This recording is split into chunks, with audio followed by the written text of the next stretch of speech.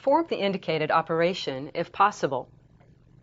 Negative 6.2 minus, in brackets, negative 7.1 plus the quantity 2.0 minus 3.1. Let's use the order of operations to simplify, starting with our innermost grouping symbol first.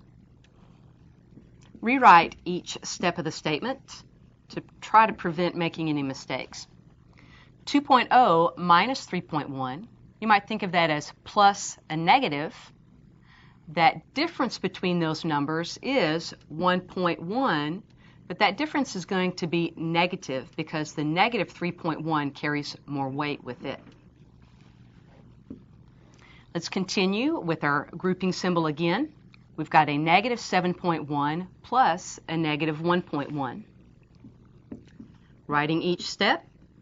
Here we're going to add two negative numbers, so we'll add their absolute values to get an 8.2, and then that sum remains negative. Negative 6.2 minus a negative 8.2 becomes plus 8.2.